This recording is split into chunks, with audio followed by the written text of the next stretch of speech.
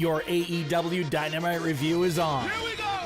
Hosted by a man who doesn't care how many roads to the top there are. The Solomonster. What is going on, guys? I got some, let's see what we got. We got Blueberry Stoli with OJ. I call it the Solomonster screwdriver, which I'm gonna need. I'm gonna need more than a few of these to get through this week. This is night 1 of 5 straight nights of live streaming here on the channel. Our busiest week of the year, and already off to a great start. AEW Dynamite was live tonight from Houston, Texas. This was you might call this the go-home show to Rampage, since that's what everybody is waiting for on Friday night. But I thought that this was overall a pretty enjoyable show. We're going to pick it apart as we go along here. I didn't like everything on this show, and there's actually a plot point in the main event that really didn't make a whole lot of sense to me in that Jericho match. As far as the finish goes, you might be able to figure out what it was. We'll talk about the 5th labor of Jericho with a surprising finish, and some other announcements concerning not only Rampage on Friday, but All Out coming up in a few weeks. Let's try to get to 300 likes tonight. If we can do that, that is the goal. If you would hit that thumbs up button. Also, Super Chats are open. I will be reading all of your messages as they come in tonight. I do appreciate all of your Super Chat support every week, as you guys know. And we'll hang out a little bit later on. We'll have ourselves a little Super Chat party. And I'm sure you guys are going to have a lot of comments about not only tonight's show, but Rampage coming up. SummerSlam is this weekend as well. So go ahead and get those questions and comments on in. And one other thing I want to mention here before we move on is that for our channel members, there is a brand new members-only Q&A over an hour that I recorded the other day answering your questions about CM Punk in AEW, Roman Reigns' greatest rival, who I think it is. And the one movie that you absolutely, under no circumstances, I implore you not to see this movie. All that and a whole lot more packed into that video over an hour long. That is exclusively for our Sound Up channel members. And I do hope that you will consider becoming one. Just hit that join button down below. You'll see it down below here on this video for more details. So, I'm in a pretty good mood. Let's get on with it, shall we? Let's talk about this show tonight, AEW Dynamite. Pretty hot crowd in Houston. Just under 5,000 in the building tonight. We opened with Jon Moxley and Eddie Kingston heading through the crowd. They were on their way to the ring when they were attacked by 2.0. Matt and Jeff. 2.0 attacked them, and Daniel Garcia as well. The three of them, 3-on-2. 2.0, we found out on Talk is Jericho, were signed to AEW contracts. I think I made the comment last week. I wasn't really sure if they had signed officially or not, but they have signed contracts with AEW, which is very cool for them, right? They got laid off. They got fired from NXT. One of them, I believe, Matt, is about to have a child any day now. Pretty uncertain times. And they get an opportunity not only to go to AEW, but they've been working with Sting. So I'm sure for those two guys, you talk about a step up from what they were doing before on NXT television. So anyway, they climb into the ring, 2.0 and Danny Garcia. And Matt Lee calls out Sting and Darby, because tonight they're going to have a Texas Tornado match, but they're not going to wait. They say, get a referee on out here. Let's do this right now. So we're going to open the show with the Texas Tornado match. Sting wrestling his first match on TNT in 20 years. It was 20 years ago in March this year. The final WCW Monday Nitro from Panama City Beach, Club La Vila. I love Tony Schiavone name-dropping Club La Vila, which I don't believe is there anymore. I want to say it was burned down, unless I'm thinking of something else, but I don't believe Club La Vila is there anymore. But on that show, it was Sting against Ric Flair in the final official WCW match. And so here is Sting back, his first AEW match on television, not on pay-per-view, tagging with Darby Allin to take on 2.0. And I like that Sting came out first, got a great reaction. Darby came out second, the way it should be. And Darby Allin came from out of the crowd with his skateboard to attack. Sting and Darby are taking it to them right away. They immediately brawl up into the crowd, and they go up a little bit into one of the upper sections, into this, what do they call the like a lobby area or whatever? I forgot the name of it. But they brawl over there, and the heels gain the advantage. They picked up Darby Allin. They whacked his head into the roof, because there was a roof that was sort of the overhanging that particular section. So they take out Darby, and now Sting is all by himself. And they're beating on this guy, this 62-year-old man, who I have to say, for a 62-year-old guy, and you guys know the reservations I had about Sting getting physical. After being away for 5 years, spinal stenosis, we all saw how his career came to an end in WWE. Not the way I'm sure he wanted his career to end. And I had a lot of reservations about him getting back in the ring in AEW. So when I heard that Tony Khan had pitched the idea to him about doing cinematic style matches, I thought that would be a great fit for Sting, right? You can do a few cinematic matches a year. You can pre-tape them, edit them. If anything doesn't look right or whatever, they can protect him. We have now We've seen Sting wrestle 2 legitimate matches in 1 cinematic match. I believe this was match number 3 for him. He looked great in that last match against Team Taz. He looked a lot better than I thought. He did a dive off of a platform, if you remember, off the stage, I think it was, in that match. And he looked like he turned back the hands of time. He impressed me in that match. Now, he's still early 60s. He looks great. The face paint helps a lot. When you're wearing face paint or you're wearing a mask like a lot of the older luchadors do in the Mexican promotions, it can hide your age. He walked out there tonight, no t-shirt. He was in his Sting gear, and not for nothing, he looked good. You know, all things considered, he's still keeping himself in great shape. They're picking their spots with Sting. They did do a table spot in the match with him tonight, which was probably more of a risk than I would have wanted him to take, but I have to say, you know, now having seen him in these few matches, he's looked good. You know, he's obviously putting the work in, staying in shape, and tonight was no different. You know, tonight Sting went in there, and I thought he came out of this looking pretty damn good. So anyway, the heels are taking it to Sting. Eddie Kingston, who was taken out at the beginning of the show with Jon Moxley, Eddie Kingston reappears, even the odds up a little bit. So they all brawl back down to ringside. 2.0 suplexes Darby onto his skateboard, but the underbelly, so where the wheels are. They suplex him onto the skateboard. Doesn't look like that felt too good. I can't imagine it did. But that's what Darby does to himself because he's a crazy man. So now it's Sting in 2.0. He's fighting them both off in the ring all by himself. He goes in the corner. He's doing the 10 punches in the corner. All of a sudden, Jeff Parker cuts him off. And this is the spot where they turned it into a double powerbomb through a table that had been set up in the ring. They powerbombed Sting through this table. And within 2 seconds, Sting pops right back up. He pulled a Hogan. This is the sort of thing we saw Hulk Hogan doing in WCW back in the day, where he no-sold everybody's move. One of the things that pissed me off more than anything else was watching Hogan no-sell a Vader powerbomb in WCW, where he just got right back up. We saw him do it to everybody. He did it to Savage after Savage would drop 5 elbows on him. So Sting gets up and he no-sells this table spot, but the crowd ate it up. And he starts banging his chest and everything like he's gaining strength, he's gaining energy, and the crowd is really into it here. And 2.0 can't believe it. Huge pop for this. Darby reappears. He drop kicks both heels into Sting, who grabs each of them by the head in position for the Scorpion Death Drop. And he delivers a double death drop to both members of 2.0.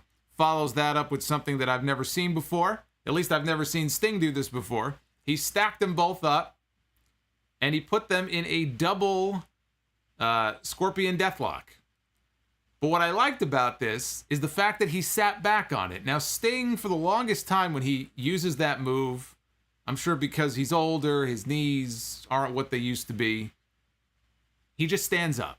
And it doesn't look good. And I've said before, I'd rather, if he's going to put the move on that way, I'd rather he just use the Scorpion Death Drop as a finisher. He sat back on it tonight. He applied pressure to this move, and both members of 2.0 submitted, giving Sting and Darby the win. I thought this was a lot of fun. I enjoyed this opener a lot. It was a hot opener. The live crowd ate it up. So did I. I know a lot of people who were not happy with the table spot and him no-selling it. It's 2.0. Now, if he had done that to two more established heels in the company, maybe it would have bothered me, but it didn't bother me here. I thought this was a lot of fun. And I love the way that they have used Sting to legitimize Darby Allin as a top star in this company. And of course, Darby was already a star, right? People loved Darby Allin even before Sting came in. He was already a big name in AEW. But what they've done with Sting is they have attached the two of them together.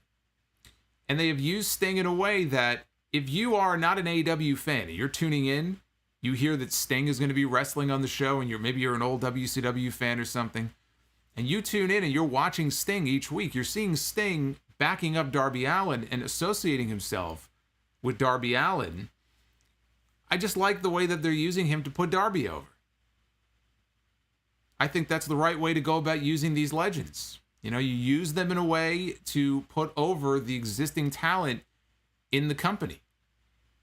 I mean, look at the way they're using a lot of the legends that they have. Arn Anderson, Jake Roberts, right? I mean, so that is the way that these legends should be used. Although I'll get to Paul Wight in a little bit. We're going to talk about the Big Show a little bit later on. As far as Sting winning the match, you know, yes, ideally you want Darby to get the win. I know that might bother some people. If it were me, I would have Darby, getting the win in most of these matches. But I think the logic here is that Darby is on television in the ring every week. Sting is not in the ring every week. Again, Sting has been in the company since December. This is only his third match. Darby is on television almost every single week. He's the one picking up the win. He just won a match last week. And then again a few weeks ago against Ethan Page. He's racking up these weekly wins on television so that when you have these rare matches where Sting is in the match, giving him the win, I get it. Like, I understand why they would do it that way. So it doesn't bother me too much. But I do like the way they've been using Sting. This, to me, can be used as an example of how you use your legends.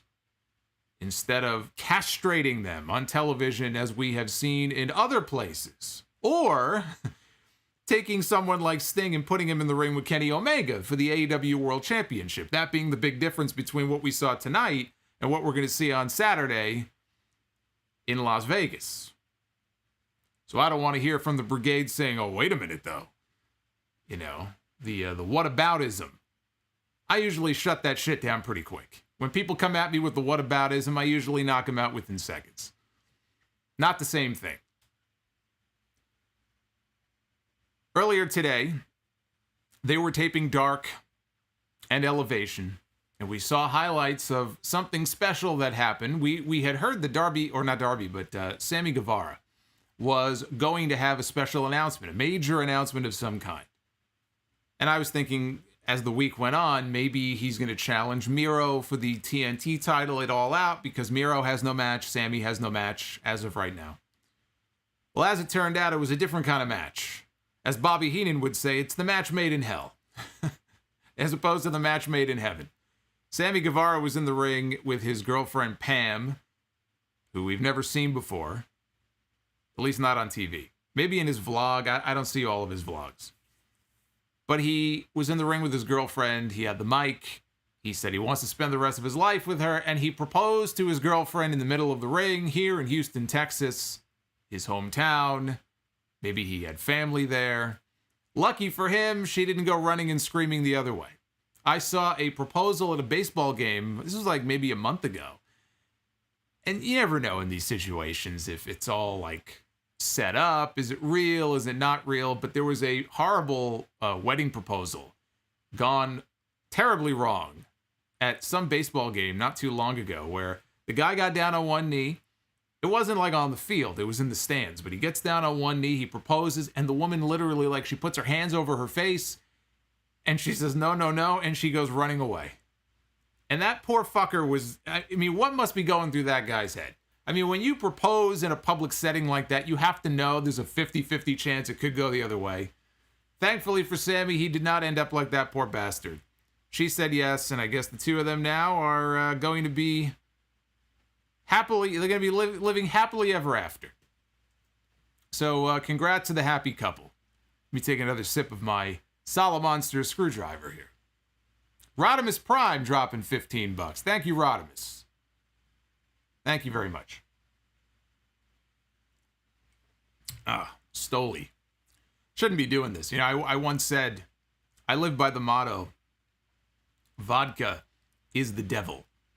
I know Chris Jericho would disagree. The guy, you know, he doesn't have blood. He has, vodka. He's Grey Goose running through his veins. But vodka is indeed the devil. Moderation is the key. So last week, Britt Baker was the hometown hero, I guess. She was the hometown girl in Pittsburgh. Tonight, it was Sammy Guevara's turn in Houston. He was out there for his match against Shawn Spears.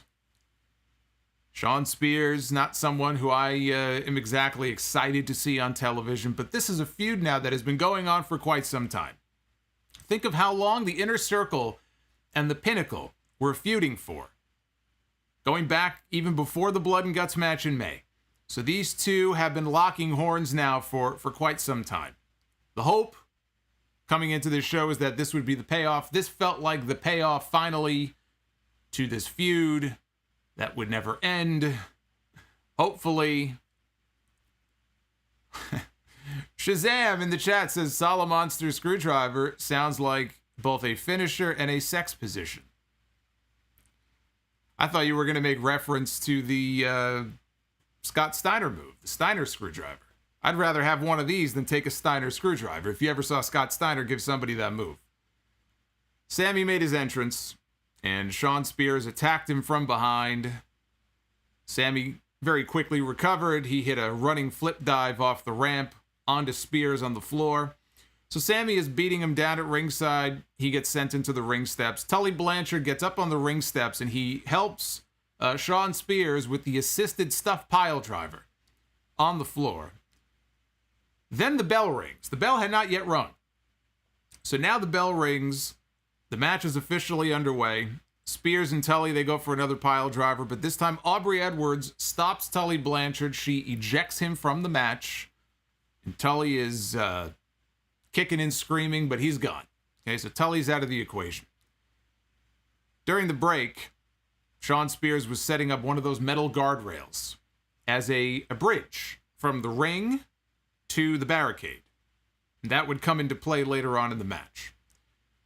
So both men end up on the top rope, and I was a little concerned here because the way they were positioned, it almost looked as if Sammy might be trying for a Spanish fly off the top rope onto the guardrail, which would have been, that would not have had a very positive outcome, I think, for either man. Instead, Shawn Spears flips him off, and so Sammy decides to give him a cutter. He gives him a cutter all the way from the top rope down to the mat for a near fall. After that, Shawn Spears made a comeback. He countered a top rope Rana into an avalanche C4, which is his finisher, for a near fall. Sammy escapes another C4 attempt on the apron, and he sends Spears onto the barricade that I mentioned a moment ago, the bridge. Gives him a Death Valley driver, which bent the guardrail. And Spears goes bouncing off down to the floor. Sammy climbs up to the top rope. Once he gets Shawn Spears back in the ring, up goes Sammy. He hits a 630, which always looks insanely dangerous to me. 630 senton off the top rope. And Shawn Spears kicks out. That I did not like. That is where, to me, you have these matches with these near falls. That, to me, is where they just about jumped the shark. That was the one near fall. That was one near fall too much for me. And there weren't even that many of them. But that one, kicking out, having Shawn Spears, of all people, kick out of that move, that I didn't like. So somewhere in here, Spears got busted open hard way. Sammy blasted him with a series of knee strikes, flipped him off, mouthed the words, "This is over," and hit his GTH, the go to hell. And he got the pin. And Shawn Spears has been vanquished, hopefully once and for all, by Sammy Guevara. Again, that was one big kick out, too many for my liking on that 630. But I love, otherwise I like the match. I like the intensity here. This felt like a blow-off between two men who do not like one another. The right man went over. I thought this was really good. And look, I said a long time ago here on one of the streams that one day, and this is back when Sammy was still heel with the Inner Circle and they were still the top heel faction in the company. One day, Sammy Guevara will be a top babyface in this company. And we saw that on display here in this match tonight. Christian Cage, the new Impact and / TNA World Heavyweight Champion, was backstage being interviewed by Tony Schiavone. Immediately, before he could even say anything, he was interrupted by Don Callis, who's being very sarcastic in his congratulations for Christian winning against Kenny Omega last week, but he makes it very clear Christian will not beat Omega at All Out. It's nice that he got the big win. He won his Impact title, but he will not win the AEW Championship. And Christian said that he's in Omega's head now. Omega is terrified that he is going to take the one thing that means the most to him in this world, the AEW World title, before calling Callis a carny piece of shit. Well, no lies detected there. This would not be the last time we saw either of these men here on this show. Shout out, by the way, to that timestamp guy in the chat who is always working overtime here every week. Always the first one in the live chat before I even go live on the air. So I hope timestamp guy is having himself a great night. One person who did not seem to be having a great night was Dan Lambert, who seemed very angry. He was very vocal, he was very loud and very obnoxious, which I guess was the point, but I just thought he was obnoxious to the point where I almost muted my television. Dan Lambert of American Top Team. The last time we saw him on this show was many weeks ago. He was being laid out after one of his old man yells at cloud speeches in the ring. He was laid out by the Blackout, by Lance Archer. And he was supposed to be on the show last week. It got pushed back. For whatever reason, it got pushed back an extra week. He was back this week, but he didn't come alone. He came with two names that will be very familiar to MMA fans. Andre Arlovsky and Junior Dos Santos were out there standing in the ring as backup for old Danny Boy. And I'm summarizing here because he went on about, he was talking about how he was silenced and he was ragging on millennials and he called them soft and triggered. And, he said that Dos Santos and Arlovsky, they're ready for a fight. AEW is not the answer. For all you people, it is not the answer to your professional wrestling prayers. He said AEW has a roster full of wannabe tough guys who cannot wrestle. Lance Archer comes out, no longer the IWGP United States champion. He had a short run. He had a very short run here with that championship. Lost it to Tanahashi at the New Japan Resurgence show this past weekend. So out he comes, and he is on his way to the ring, I guess, to lay out Lambert or try to take out the MMA crew, but he gets attacked from behind. It's a setup, and he gets attacked by Scorpio Sky and Ethan Page. And that was the whole segment. They just kind of beat him up. They left the big guy just laying in the aisleway on the ramp. I thought that was pretty lame. Lambert is a huge wrestling fan. For those who don't know who he is, I mean, he's not just known, in the coaching as a great coach and in the MMA world. He's a huge professional wrestling fan. He has a unbelievable championship belt collection. If you watch the WWE Most Wanted Treasure show on A&E, he's in one of the episodes. So he's a diehard, legit wrestling fan. He's got great charisma. He can talk. He can cut a promo. We know that. This didn't resonate with me. I didn't like this as much as, the last segment that he had all those weeks ago. It felt like he was trying too hard. This felt very forced to me. It just felt to me they were just borrowing. Somebody went online or he went online and they're just borrowing from every trope they could find about the millennial generation, the social media generation, and how can I be like Jim Cornette, which is basically what he did in his first promo. It was almost like he was their version of Cornette. it was easy heat, right? In front of that audience, you know you're going to get booed.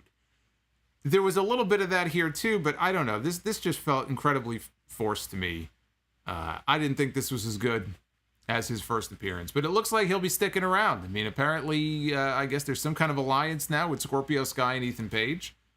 So we'll be seeing more of Dan Lambert on TV, I assume. See, I think he's someone who could be a really good manager. Great mouthpiece. We saw some of that at Impact Wrestling. Remember when Bobby Lashley was doing the American Top Team stuff? But this material here was just very forced. You know? Jungle Boy and Luchasaurus of Jurassic Express against the Young Bucks for the AEW Tag Team Championship. This was about as much movement and insanity as you could possibly pack into 10 minutes. That's how long the match was. It was 10 minutes. It was not very long. But they did a lot of stuff. It's a good word for it. A lot of action here. I enjoyed this. I thought the match itself, we'll talk about the interference in a second, but I thought this was really, really good stuff. I enjoyed the match itself and some great near falls. The crowd was into it.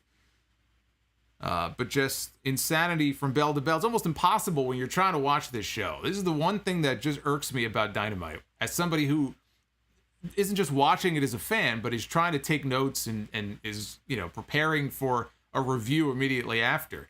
You want to keep track of everything that's going on. You don't want to miss anything, right? Everything on this show, it's so manic. It's just boom, boom, boom, boom, boom. They don't give you any time to just absorb it. And, you know, matches like this kind of fit in that same category. There's a bunch of moves and stuff. But these two teams are really good at it. You know what you're going to get with the Young Bucks. Jurassic Express, I love them as a team. I think they're great. So you put these two teams together, you know they're going to have a good match. But there's just so much going on here. We had Nick taunting Jungle Boy early on. Jungle Boy took him out with a pescado and hit his springboard arm drag and a lariat. Tagged in Luchasaurus after that. Matt Jackson tagged in immediately, though. He gets taken down. Jungle Boy tags back in. Hits a Hurricane Rana off the apron to the floor. Matt Jackson took out Jungle Boy with a running drop kick. And then he hit a corner dive out over the top onto Luchasaurus on the floor. They go to a break. We come back from break. And Jungle Boy hits his rebound lariat. Hot tags Luchasaurus back into the match. Crowd is really into this. Luchasaurus, he's fighting off both Bucks all by himself, but he eats a corner knee. He escapes the Bulldog on the follow-up.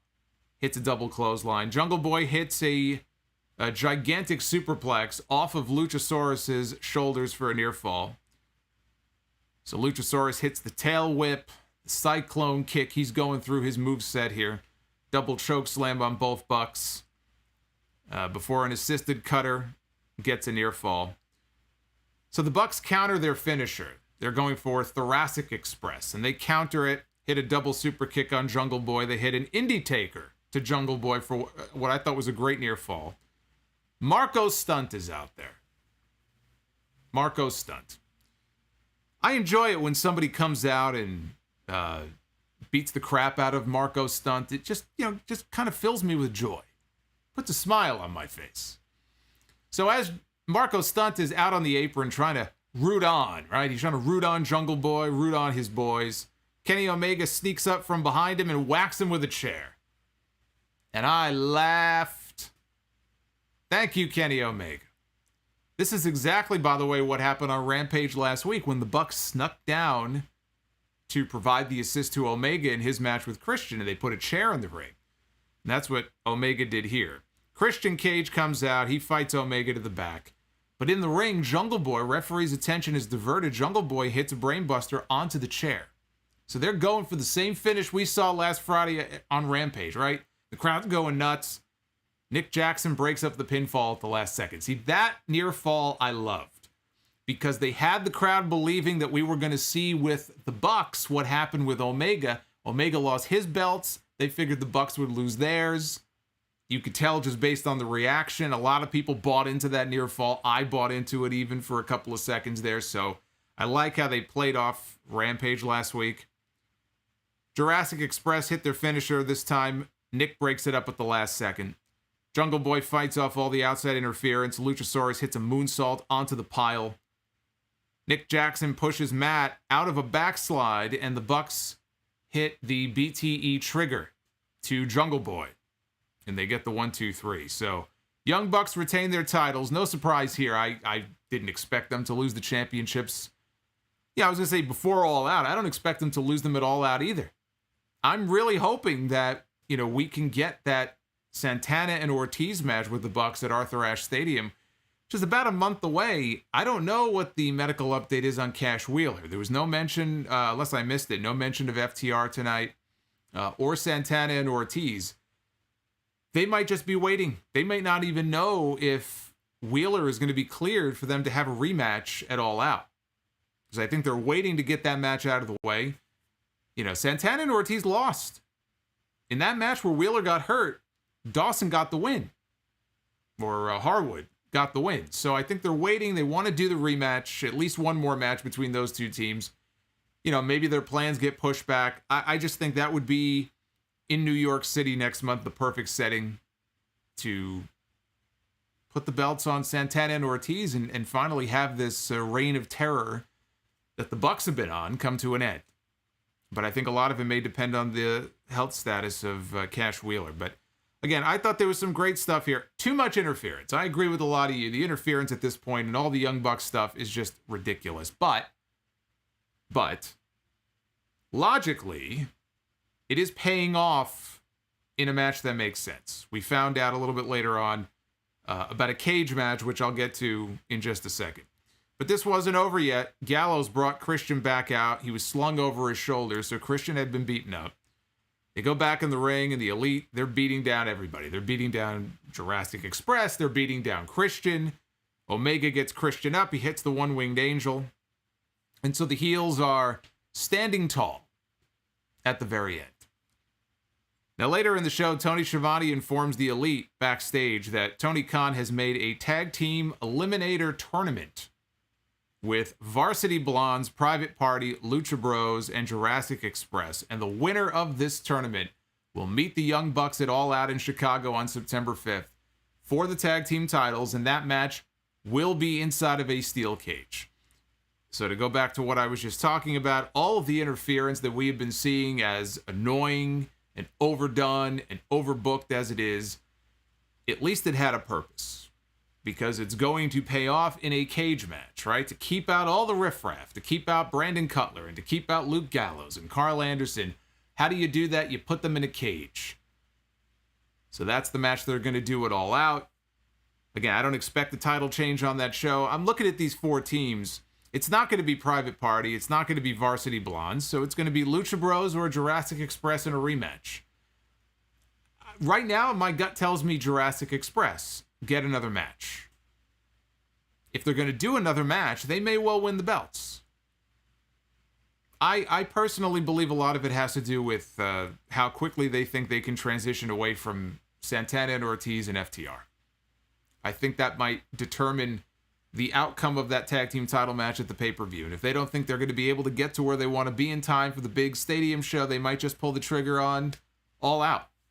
But just looking at those four teams, it's got to be Lucha Bros or Jungle Boy and Luchasaurus. It's got to be one of those two teams. So, Dr. Britt Baker, DMD. Ultimate Elite, yes, I know. The cage is not going to stop them from interfering. I know. We see this in WWE all the time, right? Hell in a Cell. Hell in a Cell, which is a gimmick that was created with a top on the cage to keep every single person out and keep the people in the cell in, never works. We always see interference, or we always see people getting out of the cage. So I know, assuming that a cage is going to keep people out is ridiculous. I'm just saying, in terms of them booking a cage match, logically, they would book a cage match to keep people from interfering. That doesn't mean that it will work. I'm just saying, logically, that is the stipulation that you would go for. Now, if they do a cage match on this pay-per-view, and all of this interference bullshit continues for months to come, then we're going to talk about that here on these streams, because it is to the point now where it's just ridiculous. I mean, I know they're heels and all that, but at some point, enough is enough. So we'll see what they do at All Out. Britt Baker was in the back with Rebel. being interviewed by Tony Schiavone, and she brought out her new heater. Hater is her new heater. Her muscle, her backup, Jamie Hayter, who we saw last week. First time that she was back on AEW television in almost 2 years. The last time we saw Jamie Hayter as compared to now, she looks like a totally different person. If you look at pictures of her from back in November of 2019 as compared to now, you wouldn't even think it was the same woman. She looks good. And she now is the bodyguard, whatever word you want to use, for Britt Baker. She challenged Red Velvet to a match on Dynamite in Milwaukee next week. So that was the whole purpose of the segment, to establish her as Britt Baker's heavy and to make the match for next week's show. Tony Schiavone, boy, this guy, let me tell you something. I say it every week. This week might have been the biggest example of this, that Tony Schiavone, he's like the fucking workhorse in this company on these shows. They got this guy, he's doing commentary for the first few matches, and then he disappears. He's in the back, he's in the ring, he's in the back, he's in the ring, he's back in the booth. I mean, this guy doesn't even have to do cardio at the gym. I mean, the way he's running back and forth every week. So Schiavone is in the ring. He brings out his AEW Elevation announce partner, Paul Wight. And this is, of course, the follow-up to what we saw last week, where Paul Wight came out and he helped save Tony Schiavone's son from an attack by QT Marshall and his henchmen, and he chokeslammed Aaron Solo. So here comes the big show. And if his theme song, I don't know how many of you noticed it if you were paying attention to his theme music, but if his theme music sounds familiar in any way, there's a reason for that. Because the person who sang his theme music in WWE, they brought him in. Mikey Ruckus is the one who usually does the music in AEW, but for this one, they brought in, and I wish I had written the guy's name down. I think it's Joe or Joey something. The person who sang Big Show's theme song in WWE, well, they brought him in. And he's the one who now sings his... That's why it sounds not identical, but it sounds very similar. I didn't really pick up on it last week, but I noticed it tonight. I had to look it up and see who sang his music, and sure enough, it's the same guy. Well, it's the Big Slow. And down to the ring he comes. He's all smiles. He's just happy to be there. He's the Jolly Giant. He was about to make a very exciting announcement. It was an announcement, he said, that it just excited him, when all of a sudden he was interrupted by QT, Aaron Solo, and Caveman Camarado. QT said, there's a reason why Tony Khan brought you in as an announcer and not as an in-ring competitor. And he threw it to the Jumbotron, and on the screen they showed an image, which I did not need to see. I'm trying to debate which image I wish I could bleach from my eyes more today. The image of nearly his bare ass on television, because he was showing the scar that Big Show got from his various hip surgeries. He's had like 5 surgeries in the last 3 years, which is true. Long, like 14-inch scar, but he had like his pants pulled down, so you could basically see his ass. I don't know if that scarred me more, or the picture of what was thought to be Ric Flair doing the deal with his female companion there on some train, which of course turned out not to be Flair. But boy, you look at the hair in that image, and it looked like the Crypt Keeper from Tales of the Crypt. It looked like Tales from the Crypt. It looked like Ric Flair. Flair had to go online and address it and say, "It's not me. I would never ride the train," which is probably true. And I saw Charlotte, I think, put some kind of facepalm emoji, I think, on her social media. I don't know which image I wish I could bleach from my eyes more. Probably the Flair one, or whoever the fuck that was. So he puts that picture up on the screen, and Paul Wight says, "Was that supposed to embarrass me? Like, showing the picture of my scar on my hip, is that supposed to make me ashamed or whatever?" And he's getting all fired up. And anyway, he says, the announcement I was going to get to that I'm really excited about is the fact that Tony Khan has granted me a match, and it all out in Chicago. And I'm watching this thinking, oh no, because I knew what was coming. I mean, just based on last week, we knew what was coming. It says it all out in Chicago. It's going to be me, and it's going to be you. So it is official. The Big Show is coming back to the ring, and he is going to face QT Marshall at All Out on September 5th. Big Show back in the ring against QT Marshall is not a match that on any planet I can bring myself to get excited over. QT Marshall against anybody I can't bring myself to get excited over, let alone you put him in the ring with The Big Show. The best thing I could say about this, if it's going to happen, and we knew that he was going to wrestle at some point. He said as much in his contract. It's not just an announcing contract. He's going to wrestle, so we knew it. It's like Goldberg getting his 2 matches per year. Or his matches in Saudi Arabia. Like, we know it's coming, right? So it's all a matter of who do they put him in the ring with. We know what route WWE chose. We know what match we're getting this Saturday. In terms of Paul Wight, they're putting him in the ring with QT Marshall, who is somebody that I don't give a shit about. So if he is going to wrestle, I would rather it be in a match against QT Marshall. If they're going to give him a win, which I assume they will. I mean, maybe not. Maybe he'll put QT over. I don't see what the point of that would be. You want him to beat QT? Go ahead. It's an easy win for him. So that doesn't bother me so much. I'd rather it be that than him going in the ring with one of the young up-and-coming, AEW stars. But am I excited to see the Big Show coming back to the ring? Am I excited to see him against QT Marshall? No. No, and if I have to empty my bladder, at least now I know which match I'll do it during. But Paul Wight is very excited. He's very excited. Can't wait to get back in the ring. Well, it's the Big Slow. That scar was gnarly, I will say that. It was a very gnarly scar. Jade Cargill and Smart Mark Sterling. We had a quick vignette from the two of them. Sterling was very impressed with Kiera Hogan, who's appeared on AEW Dark recently. Jade Cargill is going to be wrestling her this Friday on Rampage. Jade said it was fun watching what Miro did to Fuego del Sol last week. I will do the same to Kiera Hogan on Friday night. In the ring, and this right here I think was the worst thing on the whole show. Taz was in the ring with his son. Taz was in the ring with Hook. I like Hook. He doesn't say anything. He's a man of few words. He just stands there. He chews gum. He mean mugs for the camera. That's it. That's all he does. I have no idea if he can even speak. Maybe he can't speak. Maybe he went to prison many years ago. He got in a fight. He had his voice box ripped out, and he can't talk.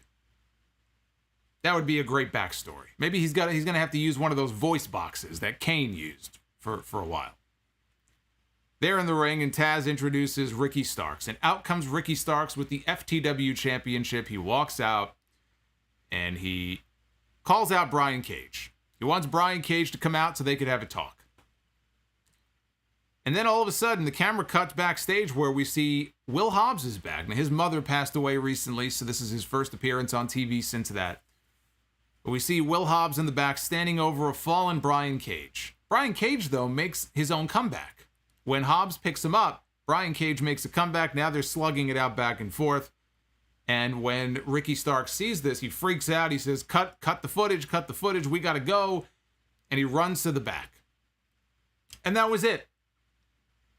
Now, not only was that it, there was this quick, just awkward cut right to Tony Schiavone.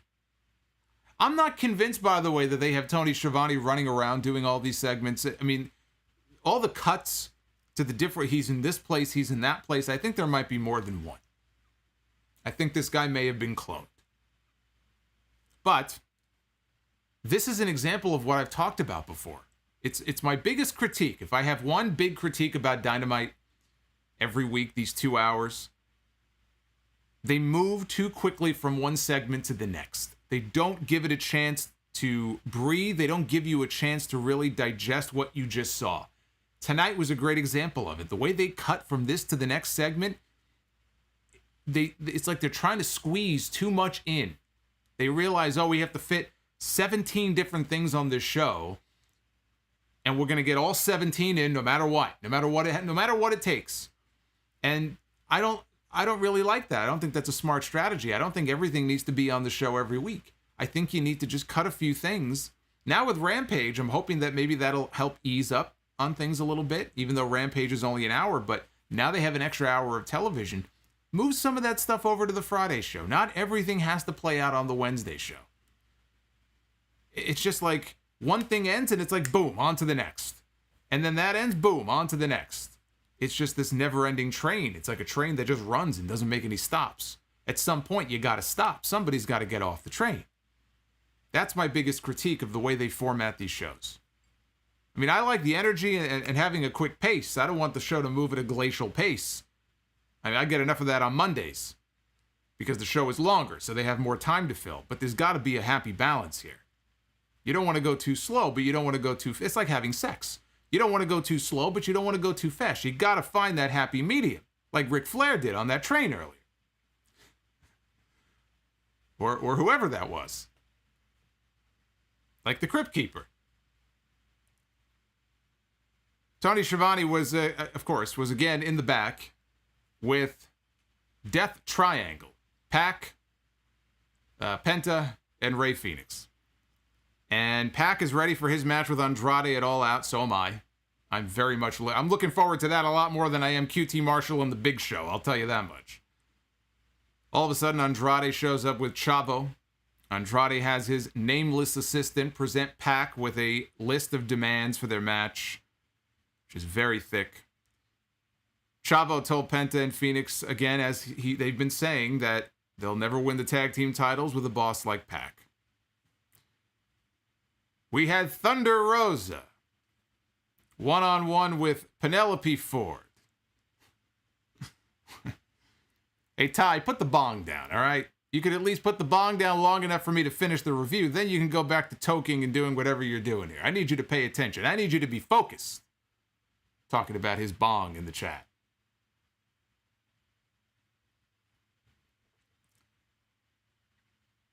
D Spaceman, yeah, Alex was with, if you're talking about Abrahantes, he was with Death Triangle. Thunder Rosa, one-on-one against Penelope Ford. Thunder Rosa got a great reaction. She also has called the state of Texas her home, so she got a nice reaction from the crowd. You know, I had a couple of people who were amazed when I talked in that members-only Q&A that I referenced earlier. One of the questions I got was about Thunder Rosa in WWE. I think it was like, why did they pass on her? Did they not have any interest in her? Or why didn't she go there? And some people were amazed when I mentioned the fact that they wanted her as a referee, not as an in-ring talent. Which obviously she wanted to wrestle, so she politely declined, and that's why Thunder Rosa did not go to WWE, although there was interest. They had interest in her as a referee. So if she had gone over there, Thunder Rosa would not be having these matches that we've seen her having on Dynamite, in the NWA, on the independent scene. She would be a nameless referee, probably down in NXT. Doesn't speak very well to what kind of talent they're looking for down there. Thankfully, she's not refereeing, she's wrestling, and she wrestled Penelope Ford here on this show. Rosa hit a shotgun drop kick, attacked Penelope in the corner, and drop kicked her to the floor. Ford pushed her into the ring post, hit a cutter on the floor. They went to commercial. Came back, Rosa hit a corner clothesline, double knees, followed by a running drop kick.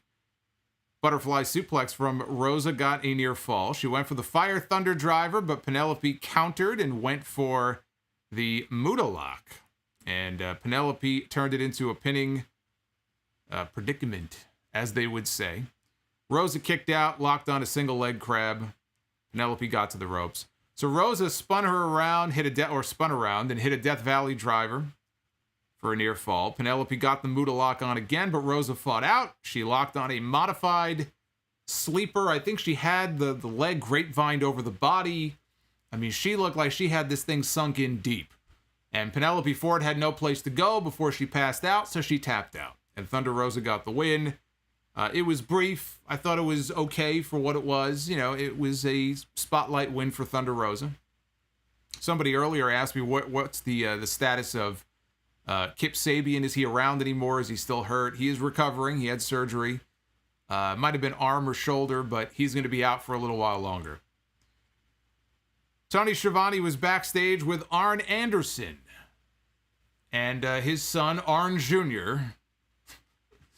It's just a dead ringer for his father. His son, Brock, was backstage with him, and Brock is going to be wrestling Malachi Black on Dynamite next week. So, rest in peace, Brock Anderson. We had a Miro vignette. He said that if they don't come for me, I will come for them all. And no, that was not meant to be sexual. At least I don't think it was. But this was meant to be a challenge. He called out Eddie Kingston. He name-dropped Eddie Kingston and said, the Redeemer wants to talk. So Eddie Kingston, perhaps, is going to be challenging for the TNT title at All Out. That was the first sign yet of who the next contender might be. I'm just assuming that if they do that match, it would be at the pay-per-view. We got a backstage promo with Jon Moxley, who has been thinking about everybody who's been coming in to AEW of late. And he runs down all the top stars, mentions the Elite, he mentions Hangman Page and Christian Cage, and he said, you know, I'm the guy who's carried the company through uncertain times, and it's about that time to send a message to everybody else in the company. He's going to be main eventing Rampage this Friday against Daniel Garcia. But Garcia should ask the question if this is what he really wants, because this ain't no joke. I thought this was very interesting that they mentioned that this would be, or he mentioned that this would be the main event for the big United Center show coming up on Friday. Obviously, they think very highly of Daniel Garcia. He's been featured pretty prominently in these last few weeks since we started seeing him on TV. I think they look at him. I think they look at someone like Wheeler Yuta as real up-and-comers that they can start building now who could be big stars in this company down the road. They even had a vignette on this show talking about Dante Martin, who had this breakout performance on TV last week. You know, unfortunately, his brother is out hurt, but he is taking advantage of that, and he's getting himself over. Something else I like about AEW, there is a focus, a clear focus on a lot of these young names. And a lot of these young names, we don't really know too much about them. People might look at them and go, oh, they're small, or who are they? They look like jobbers. But they're making a concerted effort here to bring these guys in and start building credibility for them on television. And that's one of the things I like about AEW and what they've been doing lately in terms of bringing these guys in. So that way, it's not just Chris Jericho's and Christians and Big Show's and Sting and CM Punk and Daniel Bryan. You're going to need people like Darby Allin and Hangman Page and Sammy Guevara and MJF and Daniel Garcia and Wheeler Yuta and Orange Cassidy, even if you don't like him. So you can have on this side all of the established names and the legends and the ex-WWE people, but if you got to make sure you balance that out with young guys, homegrown guys that are not established that you build. And that's what they're doing. They're starting to build. They have the building blocks there, which is what they're going to have to do. They're going to have to build a core of guys like that 3 years down the road, 5 years down the road, that's who you want your company to be built around. Because these other guys, they're not going to be around forever. You think Jericho's going to be hanging around another 5 years and it's not going to get old? I mean, Jericho's looking a little haggard himself these days, although he's been putting the work in lately, but Jericho looks like he can use a break. After the outcome of this main event tonight, he might be going on one right now. But to go back to the interesting part about them announcing that Moxley would be headlining with Garcia on Friday. You know, Garcia on this show tonight, he and 2.0 had issues with Darby Allin, right? Darby Allin and Sting. So I'm thinking that 2.0 gets involved in that main event on Friday. They play the numbers game. Moxley, I don't know if Eddie Kingston tries to help or not, but the numbers are too great for Moxley. Darby comes out maybe to try to help as well. Maybe he gets overwhelmed. But maybe that is where CM Punk shows up. Maybe they're saving his appearance for the end of this main event.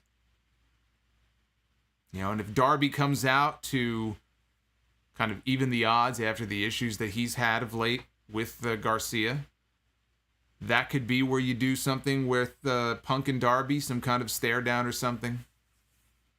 Interesting that they would choose that as the main event. Speaking of main events, tonight was the 5th and final labor of Jericho. Chris Jericho one-on-one against MJF. And the stipulation is that if Jericho uses the Judas effect, he will be disqualified. Cannot use his finishing maneuver. He also cannot use his Judas music. So Jericho comes out like Bob Backlund back in the mid-90s. No theme music. And the crowd, and they've been dropping hints that they want the crowd like all week long, like on social media and stuff. They clearly have been telling the crowd, we want you people to sing this song.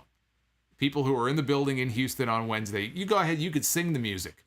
And that's what they did. And I have to say, the crowd sang the song, they sang Judas, and they were remarkably in sync. Usually on these wrestling shows, even when the music is playing, when you have wrestling fans who are trying to sing, they're terrible. They're out of tune, they're out of sync. It just sounds horrible. Here with no music, I actually thought they did a pretty good job, at least in terms of being in sync, being on the same page. So I will give this crowd in Houston credit for that. So they got what they wanted. It was a nice visual, having Jericho kind of stand there and admire the fact that the people were singing his song without any actual music playing in the background. So again, Jericho, right out of the gate, hits his springboard drop kick in the corner, followed by a plancha out over the top rope onto MJF on the floor. So he's starting out hot. MJF sends Jericho into the barricade, and he grabs the ringside camera, which is something that we've seen Jericho do before. We've seen The Rock do it before, but we've seen Jericho do it in New Japan as well. And MJF grabs the camera, and he's scanning the front row, and he's flipping off the fans. And of course, he pivots. He pans over to Jericho, who is standing right in front of him. And Jericho punches the camera lens. He punches the camera right back into MJF's face. MJF, back in the ring, after he recovers, starts working over Jericho's injured arm, heading into the final commercial break of the show. Come back, Jericho hits the lion salt for a 2 count. And then he hits 10 clotheslines in the corner. He perches MJF up on the top turnbuckle. He climbs up himself. Jericho hits another 10 punches while standing on the top rope. And he hits a Rana. He takes MJF all the way down for a near fall. So Jericho goes for the cover, though, with this attempted near fall. When he goes for the cover, MJF transitions into the salt of the earth. His arm bar, his arm breaker. Tries to get the tap out from Jericho. Jericho manages to get out of it. He gets MJF in the walls of Jericho. MJF, though, punches his way out of it. So now they're in the middle of the ring. And they're trading shots back and forth. Jericho comes charging in. MJF pulls the top rope down. Jericho lands on the apron. MJF connects with the Heat Seeker. He spikes him headfirst down into the mat. Goes for the cover, but Jericho kicks out. So now Jericho gets a sleeper hold on MJF. And MJF grabs Aubrey Edwards for the distraction at the same time that he lifts his leg behind him and low blows Jericho. And of course, Aubrey didn't see it. So he low blows this guy, and then he puts Jericho in Jericho's own Boston Crab. Puts him in his own move. But eventually Jericho crawls to the bottom rope, gets the rope break. So now we're at the finish. Jericho crawls to the corner, and he's reaching under the ring skirt, and he grabs Floyd, his baseball bat. Meanwhile, in the opposite corner, at the same moment that Jericho is reaching for his baseball bat, MJF has the same idea. Only he's reaching for his Dynamite diamond ring, and he's putting the ring on his finger. Aubrey Edwards catches him with the ring. She grabs it. She goes to put the ring outside. Jericho, the babyface, hits MJF in the chest with the baseball bat. He bats him right in the chest. And then he goes for the Judas effect. But he stops himself. And he realizes, oh no, I can't hit this move. Just bear with me. So he stops himself, and MJF instead catches him with the Judas effect. And then he locks on the Salt of the Earth. Jericho is fighting it. He's fighting. He's struggling to get out of this move. He can't do it.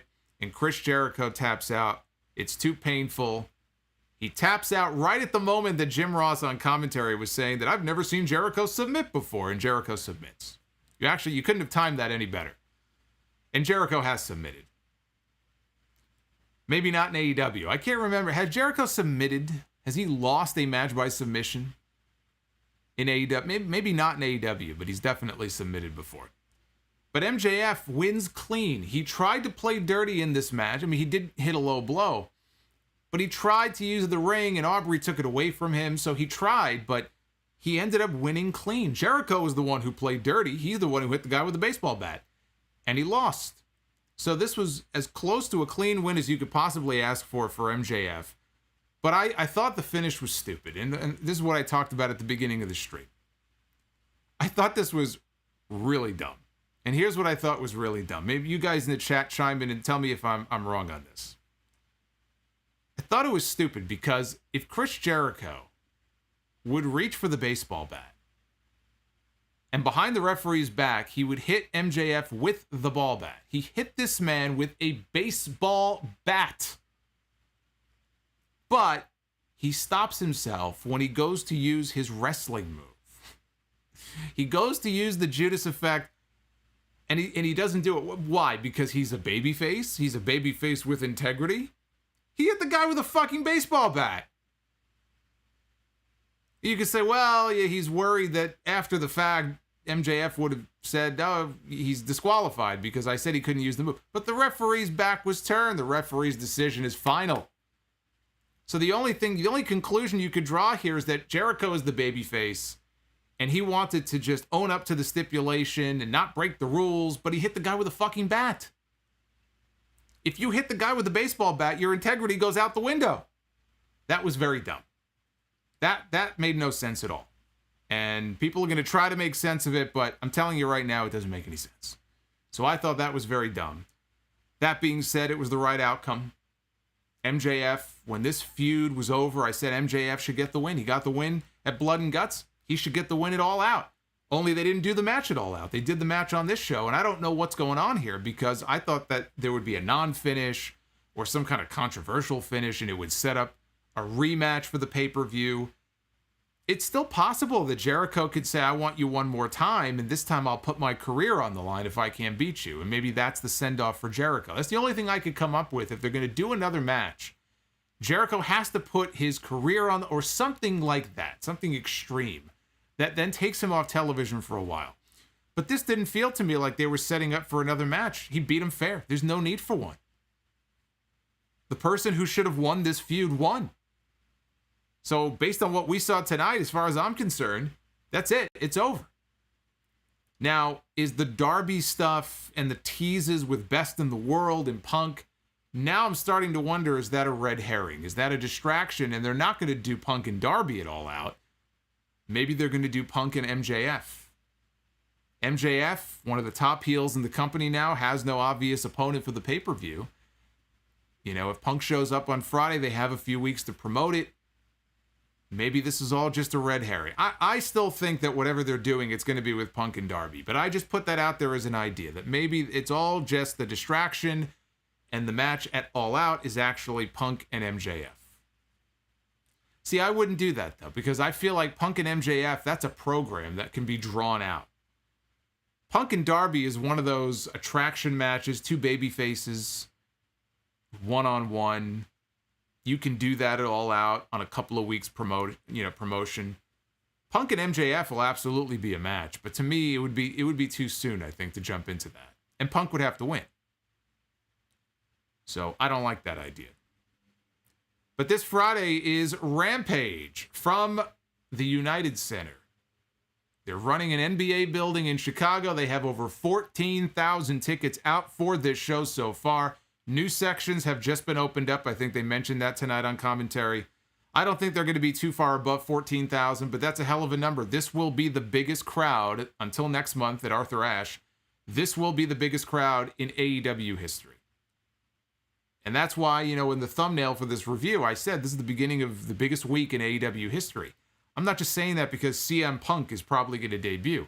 They're about to run their biggest, when I say biggest, I mean like literally their biggest show yet in the short existence of this company.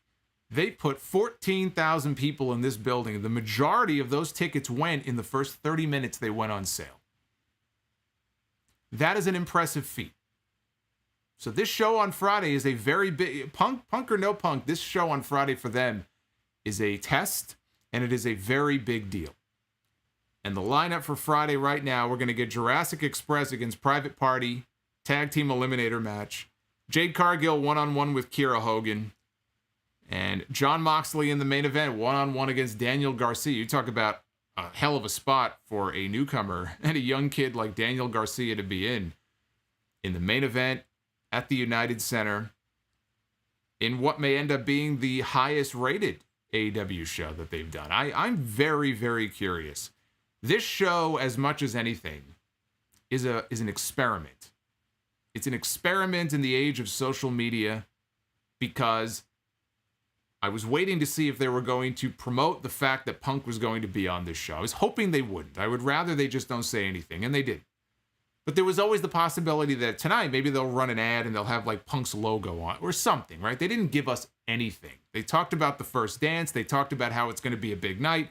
There were no explicit teases or mentions of CM Punk at all on the show tonight. It's the biggest non-surprise surprise that there could possibly be, right?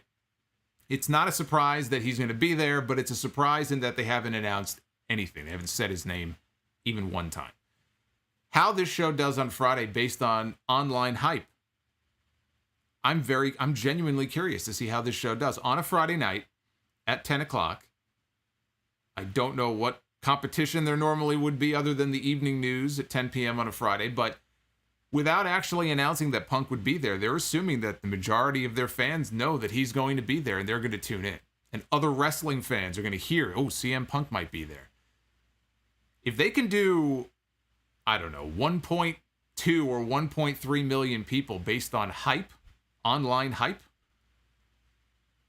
credit to them. Because we really haven't seen anything like this in wrestling.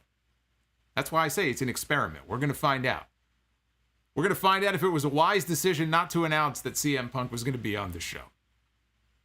Of course, if CM Punk is on this show. Can you imagine if CM Punk is not on this show? I think the people in Chicago might burn that building to the ground. I think they might.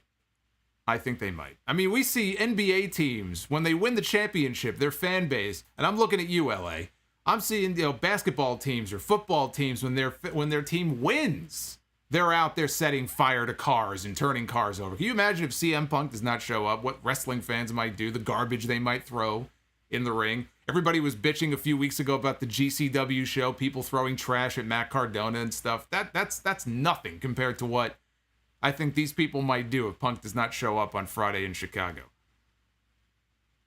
Now, next Wednesday on Dynamite, they're going to be in Milwaukee. Varsity Blondes against the Lucha Bros, tag team eliminator match. Jamie Hayter against Red Velvet, Orange Cassidy against Matt Hardy, and Malachi Black against Brock Anderson. Tamara says Punk not showing up would be jokes. Not for the people who paid to go to that show, it wouldn't be. I tell you that, if I paid to go to that show on Friday, I would not be happy. We have 2 polls going, by the way. You can vote in. We have one here in the chat where it's a 90-10 split. 90% of you thought this was a thumbs up show. 10% thought that it was a thumbs down. But let's see how that compares to the Twitter machine. Pretty comparable. 88.4% thumbs up. And we've got 11.6% thumbs down with about 1,100 votes in.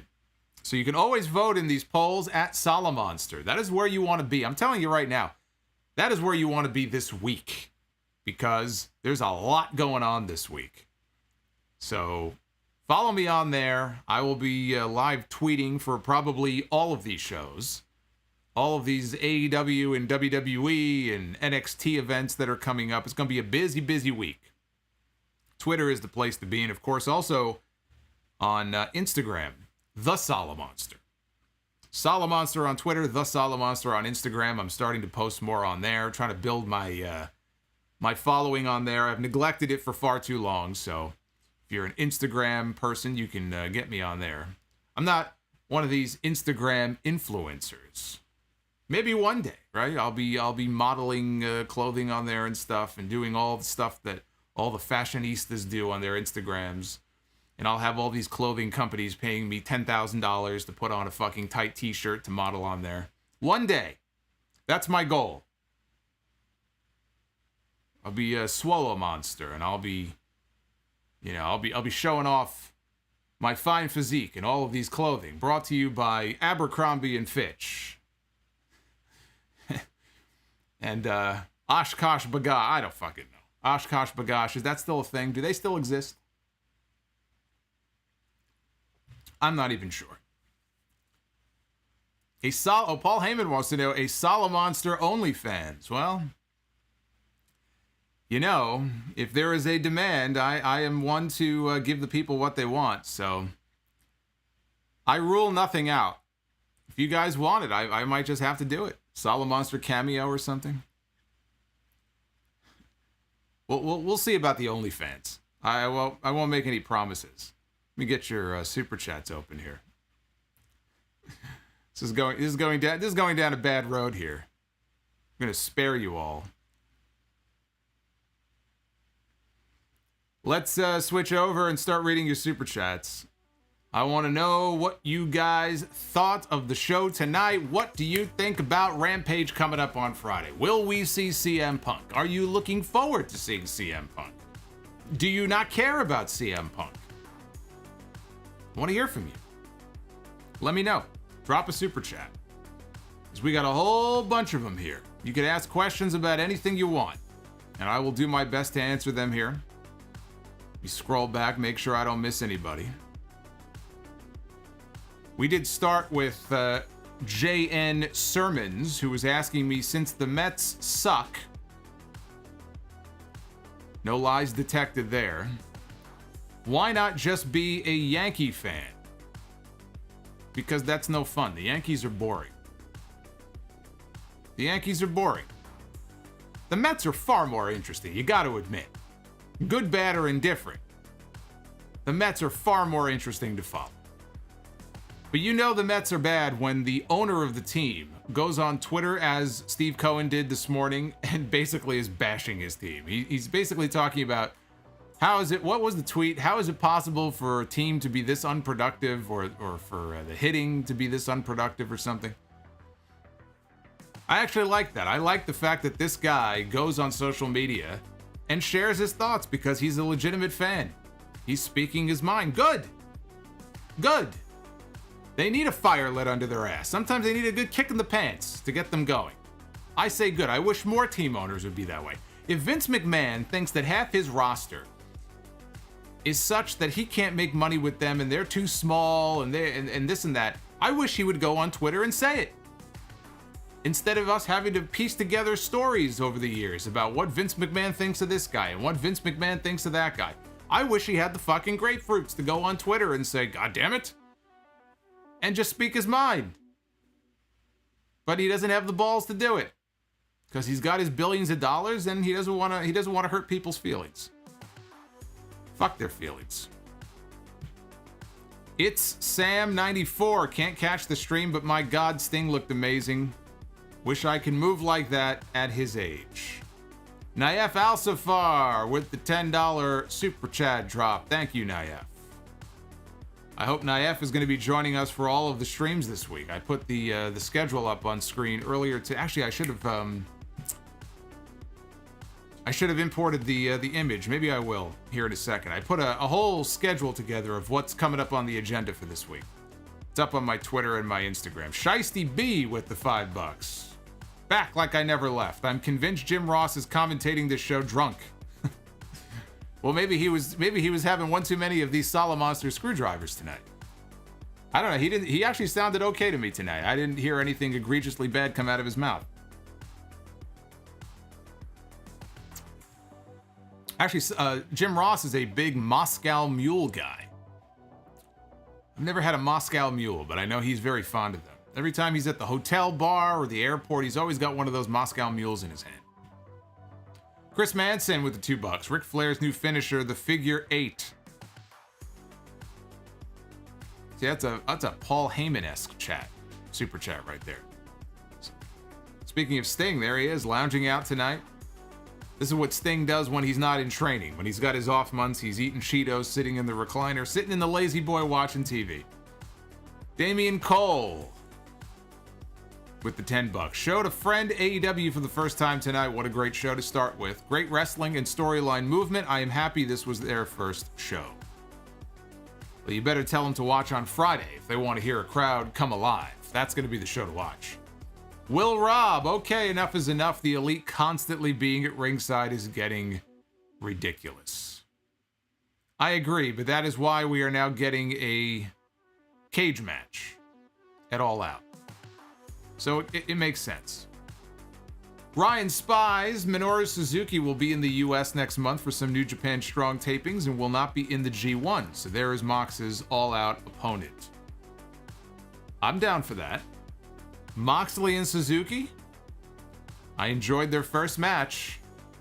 They want to do it again, I'd be perfectly fine with that. Yeah, it's not going to be Tanahashi. I was kind of hoping it would be, but with the G1, if he's going to be in the G1, timeline-wise, you know, with the way things are in Japan, you gotta go back, you gotta quarantine for a certain amount of time. It just wasn't gonna work out. I'll take Suzuki, though. I'll take Suzuki against anybody. Brother.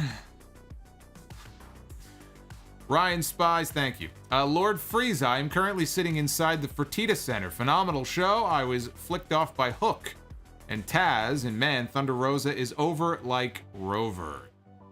So Lord Frieza was at the show tonight, having a great time. The Cheeseburger 666 with the $5 super chat. I am sick and tired of all the QT Marshall hate here in the chat. The guy is a star. QT Marshall is better than all of you.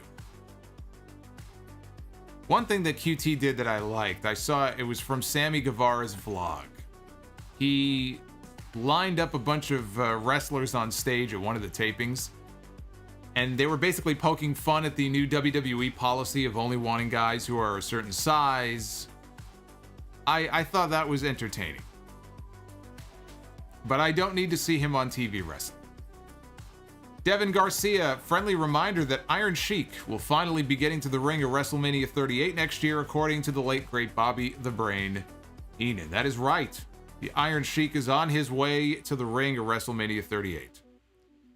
Which is next year. That's right. WrestleMania 38 is next year in Dallas. That's a big place too.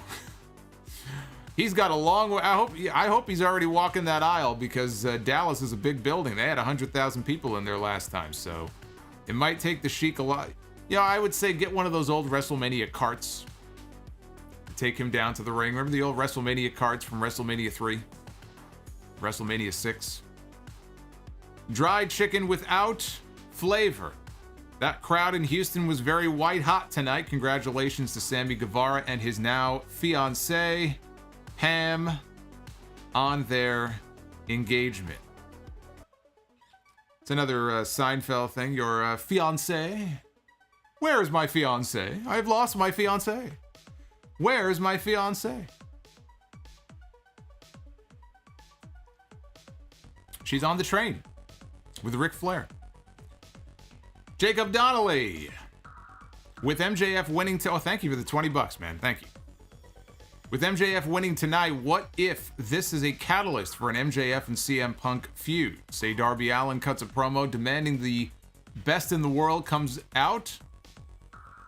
Out comes MJF for mega heel heat, brags about beating Jericho, and then out comes CM Punk. Very possible. I said just a moment ago, I still think it'll be Darby and Punk, but I'm just thinking maybe it's all just a red herring to throw us off. But you're right. I like your idea, though, where Darby, he keeps talking about best in the world, and MJF, after beating Jericho on Wednesday, comes out on Friday and says you're looking at him. And then here's CM Punk. You know what? I think that's where they may be going with this. You may be onto something there. See, I knew I liked Jacob. I knew I liked you for some reason. Jacob's a smart guy. Quentis Brown, the $5 super chat. QT against Paul Wight at All Out. Thank you, TK. We all need at least one bathroom break for the show. That's what I said. You got to get your snacks. You got to empty. You got to drain the lizard. You got to do all kinds of things, and you need a match for it. And there you go. Of course, I have to review this pay-per-view, so I can't really do that. But you can certainly take a piss break if you want. Anti-M Bishop could have been at Dynamite tonight, yet at home due to contracting COVID. Ooh, that's not good. It was a much-needed pick-me-up tonight along with Solomonster. All the best. Well, brother, I hope you get well soon. I hope you are feeling better very, very soon. Even some of the milder cases is not fun from what I hear. Even losing the taste and the smell and all that, you know, sometimes it goes on for months. That's gotta suck. Rodimus Prime with the $15. Caught the last few minutes. Good show. Can't wait for Friday. This weekend with SummerSlam and TakeOver is going to be great. Shaquan Hickman with the $9.99. Russo on a poll, bro. Super chat. Who will win the AEW World title sooner? CM Punk or Bryan Danielson? I say Punk. I have to agree. I think if either of them are going to win the championship, it'll probably be Punk first. Francisco Martinez, thank you for the super chat. Ace of Masta, that was such a hot crowd. Is it Friday already? We are all waiting for Friday. I'm pumped up, man. I'm waiting for this. I love a great wrestling return when you know the crowd is just going to come unglued. It just makes for a great moment.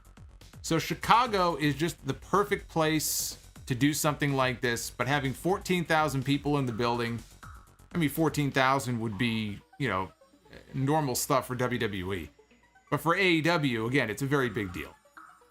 And they would not be putting 14,000 people in this building unless they had something up their sleeve that they thought the fans would be going home happy with. I don't think they want to piss off the people in the Chicago market, considering how many shows they're running in Chicago in the next few weeks. They're going to be back there for 3 shows at the beginning of September, leading up to Labor Day. I don't think they want to piss off their fan base. Flamethrower Fluff Salisbury. I honestly thought that Scorpio Sky was a referee when he came out. Yeah. Griga. Hey, Solomonster, I'm heading to New York in October for Comic-Con. Any recommendations for New York-style pizza? Thank you for your hard work. You know, I don't have a specific pizza recommendation. There are a couple of places in the city that are kind of notorious for having great pizza, but really, I think if you go almost anywhere in New York, you're going to get great pizza.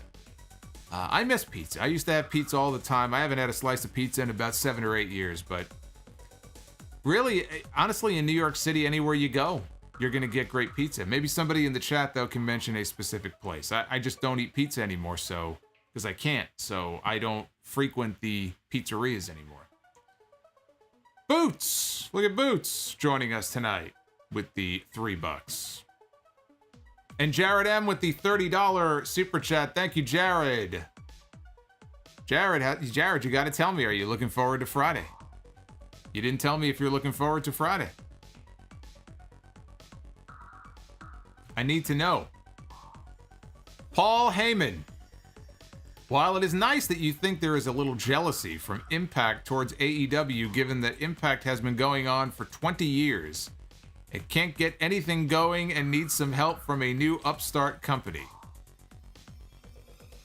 I don't know what you were trying to say there. I think you were taking a dig at Impact. I always say that Impact is like the hamster on the wheel. He goes, but he's not going anywhere. Impact can have a great roster, but they just never seem to grow. There's no growth. They're the hamster on the wheel. Javier Jack, or Jacques, a $2 super chat. Darby Allin promoting CM Punk is like NWO with Brett. Interesting analogy.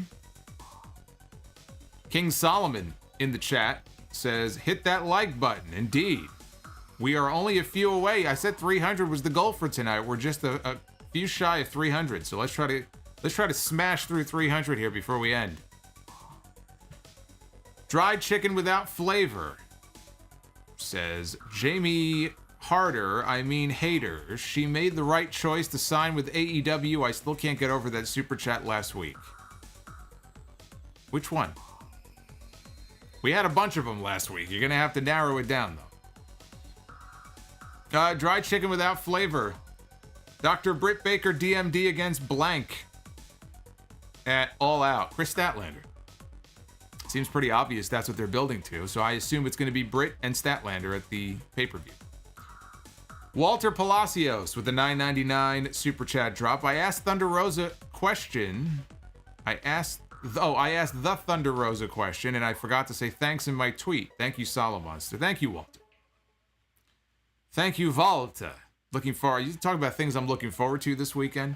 I know everybody is talking about Punk on Friday, and I'm looking forward to that a lot, but Walter and Ilya Dragunov for the UK Championship on Sunday night at TakeOver, that is going to blow away probably any of the other matches this weekend, or at least it has the potential to. I mean, there's a few matches on the SummerSlam card I'm looking forward to, but Walter and Dragunov, if you didn't see their first match, you're in for a treat this weekend.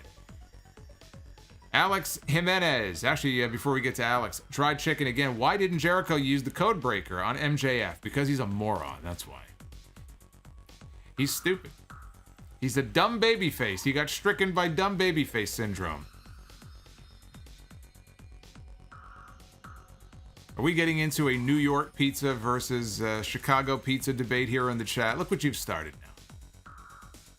Chicago pizza can't hold a candle to New York pizza. I'm just saying. Alex Jimenez, thanks for the company during my night shift. Oh, you're very welcome. I'm glad that you're joining us. Shawn E. Dogs, Hook,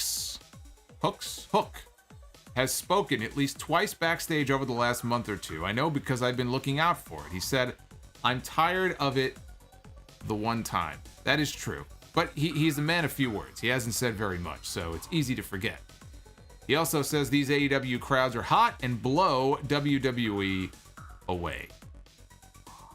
And they're smaller buildings, which works to their advantage. If they were in a bigger building, you know, when WWE runs a building that can fit 15,000 and half of it is tarped off, you know, that works against you. When you're running a building that only has a capacity of 5,000 and you've got 4,500 in there, it's going to be a little bit louder. I actually like the fact that they're running some of the smaller buildings, but now it's time to, you know, for like the big shows to get into the bigger buildings. That's why I said before the Punk stuff even came up, you know, about a month and a half ago, I made the comment. I said, I think for All Out in the future going forward, they've outgrown the Now Arena in Hoffman Estates. They should be in the United Center for All Out once a year. Make that your big building for All Out. Little did I know that a few weeks later, they would book the United Center 2 weeks before All Out.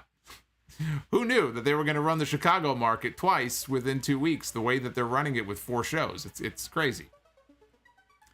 But when you have a certain attraction that you think might be appealing, that's the sort of thing you do.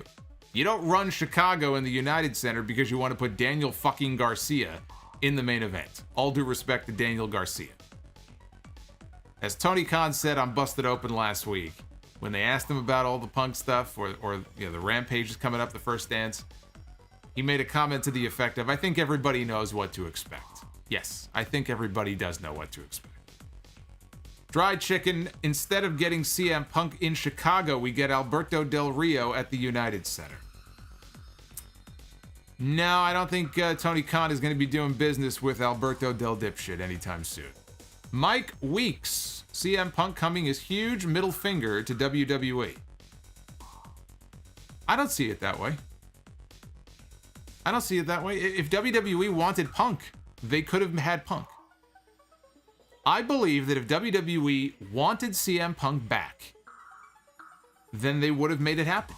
If that meant Vince McMahon paying him a visit at home, if that meant issuing an apology of some kind for, terminating the guy on his fucking wedding day and all the other acrimonious stuff that happened between them, paying him a shitload of money, whatever it was, I think they could have made it happen. When Punk was doing the WWE backstage stuff, when he would get asked about it from time to time, he had softened a little bit from what his answer was years ago, and I thought, oh, okay, he's open to the idea now of coming back. By all accounts, WWE just didn't have enough interest in bringing him in. They didn't want to do business with him. So the guy can go work wherever he wants. I don't see how it's a huge middle finger to WWE. Daniel Bryan, you could say, maybe in a way, is kind of a middle finger to them, but no, I mean, the way I look at it, if they wanted Punk, they could have had Punk. I believe that they could have had Punk if they want. They could have kissed his ass, and they could have had him if they really wanted him. And the interest obviously just wasn't there. Bret Hart. Depression has been kicking my butt lately. Thank you for always putting out content to keep us entertained. You deserve a nice vacation after this week. Well, Bret Hart, I appreciate your support each week. When I see you in the chat, it means a lot. And hopefully the depression will not last too much longer. I know a few people who actually suffer from bouts of that. It comes and goes in their case. Sometimes it lasts longer than others.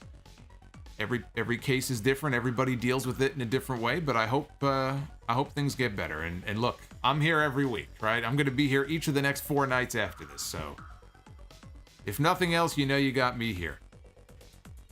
Dry Chicken again. I would love to see Will Ospreay show up at AEW Grand Slam to start a feud with Jon Moxley, CM Punk, or Bryan Danielson. It's funny you mentioned Will Ospreay. If you remember, before Ospreay got hurt and had to vacate the IWGP Championship, CM Punk was being asked questions about whether or not he might come back one day. And the one person he said that he would be most interested possibly in working with is Will Ospreay. And his answer was, let's see where things are at the end of the summer. And then Ospreay got hurt, and he vacated the title. But clearly, Punk had an interest in working with him. And supposedly, Bryan Danielson desperately wants to work with Will Ospreay. So I think there is a very good chance that we at some point will see Will Ospreay in this, working relationship that the two companies seem to have at the moment. I think at some point we will definitely see him pop up on Dynamite. I don't think it'll be for a while, but he is stateside now. He's going to be doing stuff on New Japan Strong. He is in the United States. So maybe it won't be as long as I think, but I do think at some point, whether it's later this year, sometime next year, I think Will Ospreay is going to be mixing it up with some of the people on this roster.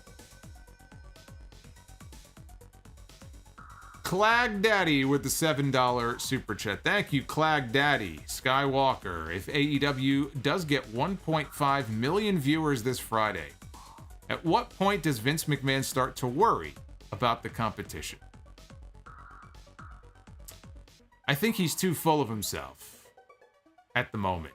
All these stories about just all the dumb shit coming out of that company with like behind the scenes decisions that are being made and what's going on with NXT and some of the main roster decisions.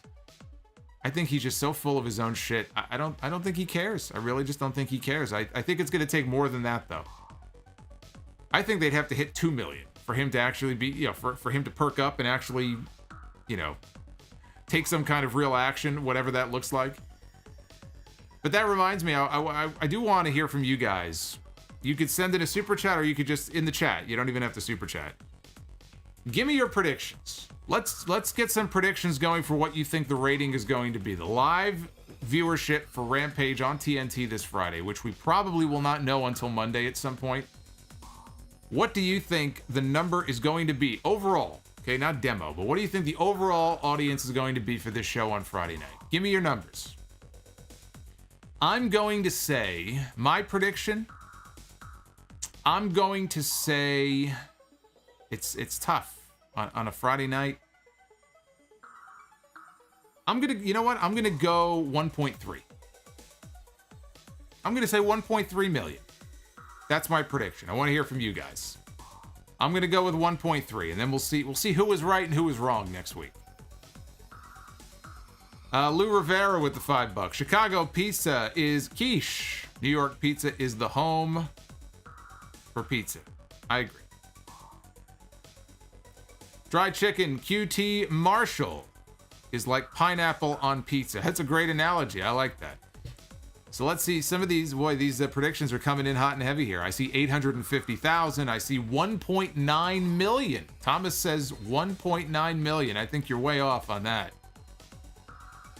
1.5 million, 1.9 million. You really think 1.9? I would be shocked if they did 1.9 million. I would be shocked. I would be shocked. I will pour a Solomonster screwdriver over my head live on the stream if they get 1.9 million. It's not going to happen. But that doesn't mean they can't do well. Paul Heyman. If Adam Cole leaves WWE, can you see WWE being petty and keeping the trademark for his name like they did with Kurt Stallion? Austin Jenkins, Bay Bay. Yeah, I could see that. Absolutely. And that would be too bad because by all accounts, he has been handling the situation with class. He has worked with them as far as extending his deal to finish out his program with Kyle O'Reilly. And by all accounts, he's just a stand-up guy. But I put nothing past them. You know, when you're dealing with these big companies, they care about one thing. They care about the company. And that's their only concern. They don't care about Adam Cole or his trademark. They don't care. So do I put any pettiness past them? No, I don't. I really don't. Oz and Glorious. Sadly, Frank Fritz has left American Pickers. Do you think he's the heel or the face in this saga? P.S. More people need to hop into the members' Discord. Yeah, you know, I think some people are just not aware of it. If you are a channel member, we have a Solomonster Sounds Of Discord. It is still relatively new, so it's still very quiet in there, but right now it's for members only. It is a members only feature, but I have to individually send links to you for you to get in. And then once you're in, you can't post or comment until I assign a role, which is the role of YouTube member, and then you can start chatting. So if you are a new channel member, and we picked up, I think, a couple tonight so far, and we picked up a bunch over the last 10 days or so, if you're not in the Discord and you want to get in, drop me a tweet, an email, comment under this video, let me know, and I will get you a link and we'll get you in. We'll get you into the Discord. You can join Mi Familia in the official Discord. Jacob Barnes, thank you for the $5. Quentis Brown. What if we get Daniel Bryan instead of Punk? Would that be a big letdown? I think for the people in Chicago it would be, yes. I think he'd get a fine reaction, but you can't swerve the audience like that. Sometimes you gotta give the people what they're expecting. You gotta give the people what they want. Don't play games, don't be cute. You know, don't pull a Russo swerve just for the sake of pulling a swerve. There's only one thing that AEW should be doing. That's it.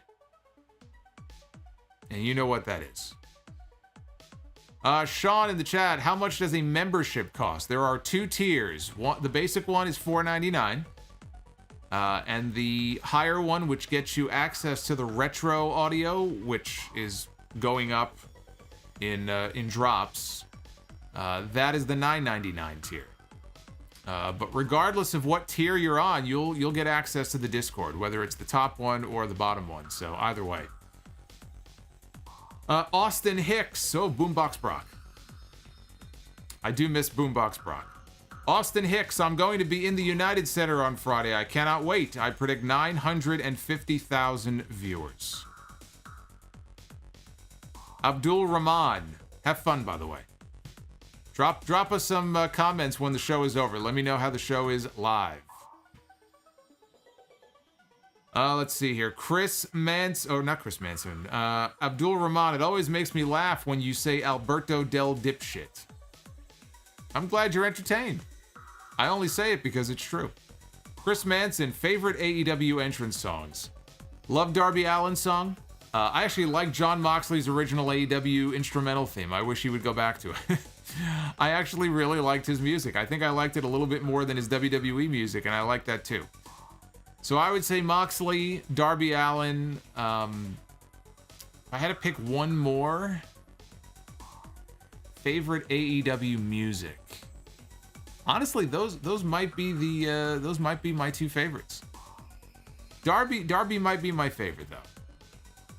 I might go with Darby. Hangman Page is good too. You can that's a actual piece of music. It's on Spotify. It's called I'll get you the name. It's short though. Like his music on Spotify, it's very short. It's like a minute long. But let me get you the name of it. I think it's called hold on. I like Hangman Page's music. I enjoy the theme. It is now I can't find it. Oh, now I can't find it. Well, anyway, here it is. Ghost Town Triumph. So if you have Spotify or YouTube, you want to look it up. Ghost Town Triumph by Vincent Padula, which I guess AEW released as Hangman's Tale, so you could just look that up too. So yeah, I like those songs. I like those. Would probably be my my top picks. Britt Baker is good too. Britt Baker has good music. Let's see. Mike Weeks. Love the stream. Appreciate what you do. Thank you, Mike. I appreciate you. Dr. NXT Scorpio, I'm surprised AEW did not pipe in crowd noise for Jericho's entrance. Oh wait, wrong company. I enjoyed the show overall. Great review as usual. Yeah, the piped in crowd stuff. Yeesh, it's got to stop on Raw. Mainly Raw. I don't know if they do it as much on SmackDown, but it's very noticeable. And that shit's got to stop. I told you, though. I told you that would happen. I mean, I said, oh, thank God they're getting out of the Thunderdome. I said, oh, yeah, it's nice that they're getting out of the Thunderdome, but if you think they're going to stop manipulating the crowd noise just because they're out of the Thunderdome, you're out of your mind. And they have not stopped. They have their new toy to play with. You think they're going to give that up so easily? Dried Chicken. 5.5 million viewers for AEW Rampage. United Center will give Vince McMahon a heart attack, although I am not wishing it. Well, then I guess he doesn't have anything to worry about because they're not getting 5.5 million viewers. Ah, yes, Jungle Boy. How could I forget? Of course. Of course. I love Jungle Boy. Tarzan Boy by Baltimora. How could I forget that? Yes, I'm a huge fan of Jungle Boy's theme song. Jacob Barnes. I have a feeling Andrade's terms for the all-out match with Pac will be that if he wins, the Lucha Bros will have to work with him. I feel that you are probably right. I think we are heading to the end of Death Triangle is what I am thinking. To be honest with you, I mean, I like Death Triangle, but I think Penta and Phoenix with Andrade just makes more sense. Actually, I think I like that more.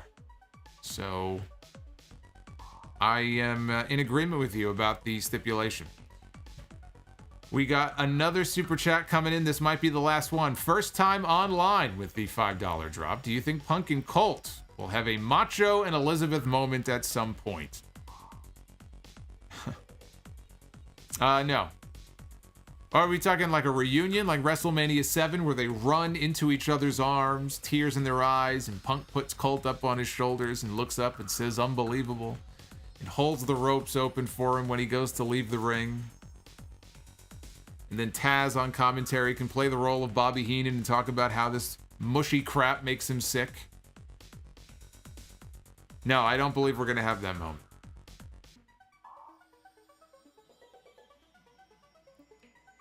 All right, so we are all caught up now on your super chats. I want to thank you guys for showing me the love tonight. We're at almost 350 likes, which is awesome. See if we can get that up even a little bit more. Every like helps. Every like helps here on the stream when it comes to these videos. So that's why I ask you guys to do it.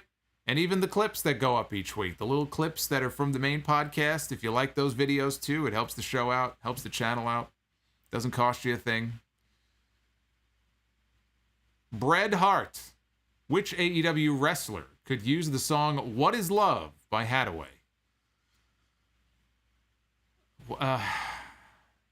Probably QT Marshall.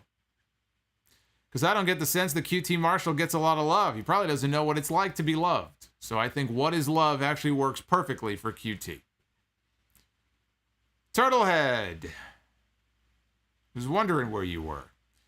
If you look at a Cult of Personality video on YouTube, the comments are littered with people talking about Punk and AEW posts.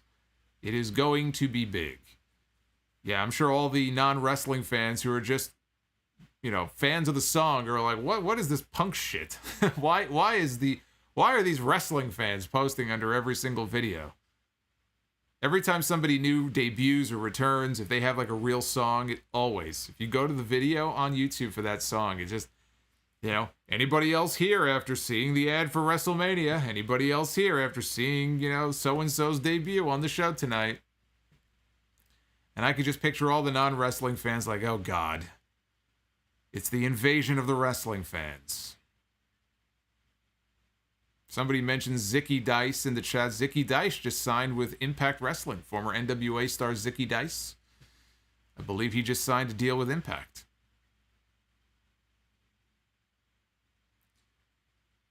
Let's head over to the WrestleMania match generator. A little fun thing we do here on all of these streams. Anybody remember what I booked last week? I don't remember what it was. I feel like it was The Rock, right? It was The Rock against someone. I don't remember who it was. The Rock. It was Adam Cole. That's what it was. It was The Rock against Adam Cole, which I thought was a fine match. But let's see how things work out this week.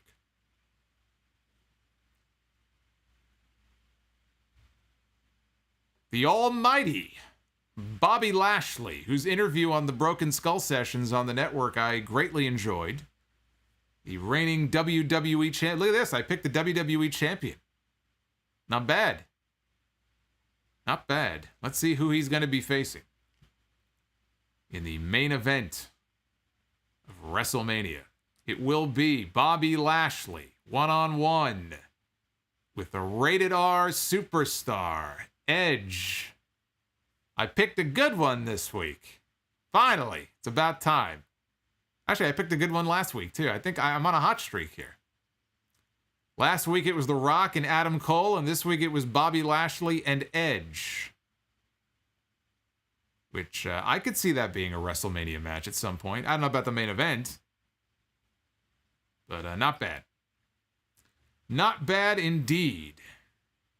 Oz and Glorious with the $5 super chat. But first, I have to welcome Clag Daddy. As a Sound Off superstar, he is a new channel member on the $4.99 tier.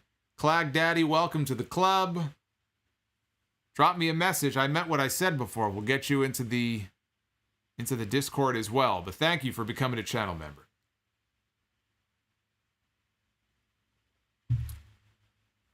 Our family on there is growing each and every week.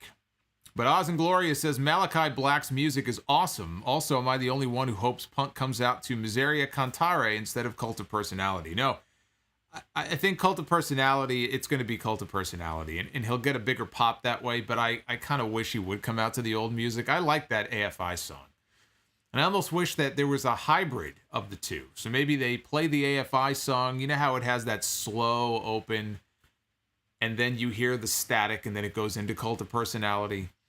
But they're probably just better off having Cult of Personality hit, especially if there's like a big beatdown going on at the end of the show.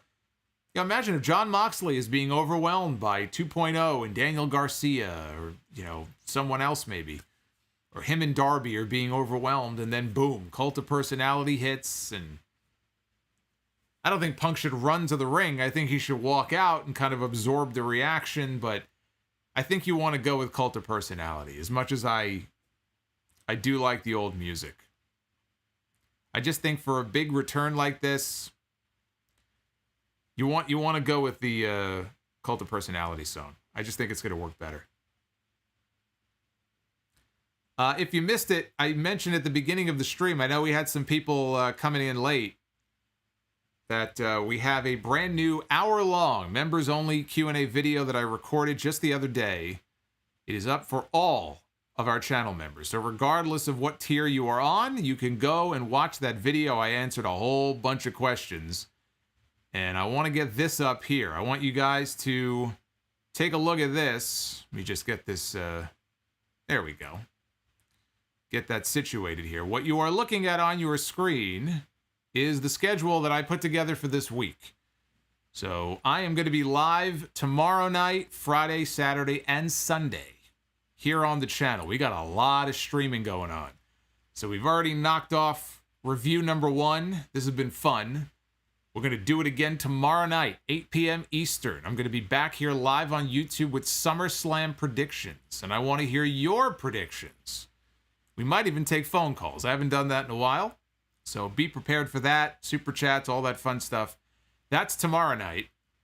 Friday, of course, AEW Rampage, First Dance. As soon as the First Dance goes off the air after 11 o'clock, come on back here. We get to talk about all of it. And then Saturday is SummerSlam from Allegiant Stadium in Las Vegas. Immediately after the show is over, I will be live on YouTube. Sunday will be episode 718 on all the usual audio platforms. You'll get the main podcast, and Sunday night, TakeOver 36. I am looking forward to the UK title match. I am looking forward to Samoa Joe's in-ring return against Karrion Kross. Samoa Joe's first match since February of last year. It's about a year and a half. This man has been out of the ring. We have been deprived of seeing Samoa Joe back in a ring. And that is going to be something that we can all look forward to. This is a long overdue return to the ring, I think, for Samoa Joe. So, that is the schedule. I wanted you guys to be aware of that, and I hope that you will join me for all of the festivities. We got a Dr. NXT Scorpio super chat coming in. Sky Genie in the chat says, oh, look, a day off on Saturday. Not for me. Maybe for you, but not for me. I don't even know when I'm sleeping. I guess I'll sleep when I'm dead. Dr. NXT Scorpio, you forgot to add Monday to the schedule. No, I didn't. I intentionally left that off the schedule. You should know better than that. Oh, the Alan Parsons project. I forgot about that. Maybe that might be the music he uses. I still feel like it should be Cult of Personality, though. I just think that would be, for his big return to get that big reaction. People love that song.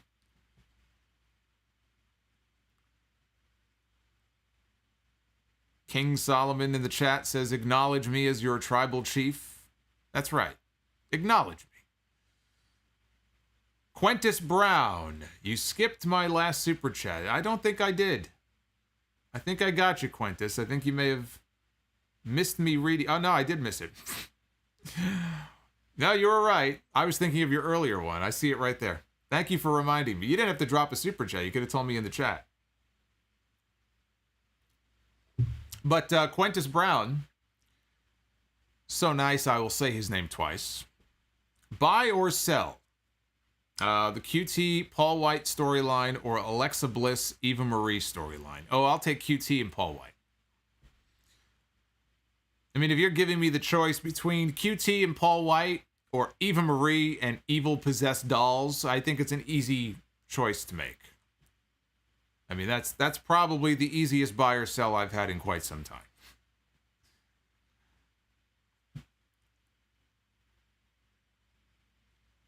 Punk does not strike me as a person that wants to go backwards. That's why I say he is not doing Cult of Personality. All right, you may be right. I guess we will find out. But I just think people are familiar with it. So if he debuts with it, he doesn't have to keep it. One of the things that really irked me, and it's a minor thing, but when Bret Hart came back in 2010 to WWE, when he came out and that initial guitar riff hit, it was all pumped up, right? And then I heard it was almost like somebody took his entrance music and put it through like a wood chipper. And it was being just, murdered or something. And the music wasn't terrible, but I was hoping and expecting to hear his WWE theme music. And it's like, I just thought to myself, these fuckers, they have to just change and tweak things when they don't need to be changed or tweaked. If it ain't broke, don't fix it. Leave it alone. I kind of feel that way about this too, but that's one of the things that always irked me about Brett's comeback in 2010. They changed his music and they didn't have to do it. They changed it for no good reason. Always pissed me off.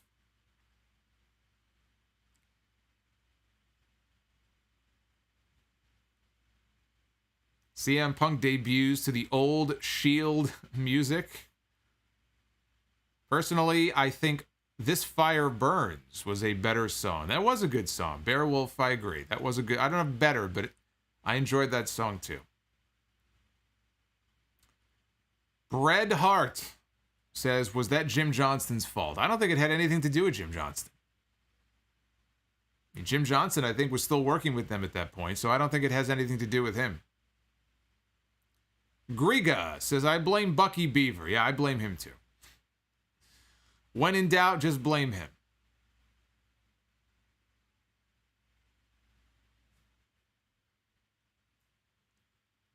Ty in the chat says, This Fire Burns is the best I've seen AFI, and Killswitch Live, I'd have to always say Killswitch. Also, Punk loves songs with black lead singers, really unique and cool. I did not know that. Is that a fact? Is that a known fact, or are you just guessing?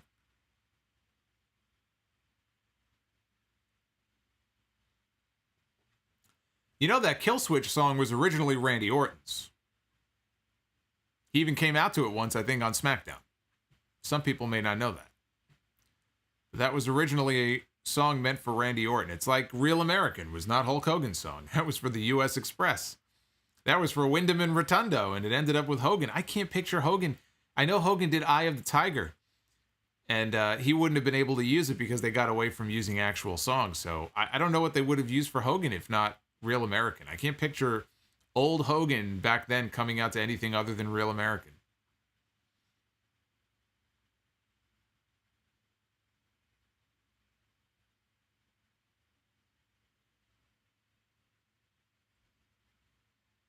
Punk is a Hootie and the Blowfish fan. Aren't we all? Hey, Krishan Brown just subscribed to the channel. Thank you, Krishan. Welcome. You are in for a lot of streaming this week. You got a lot of content coming your way.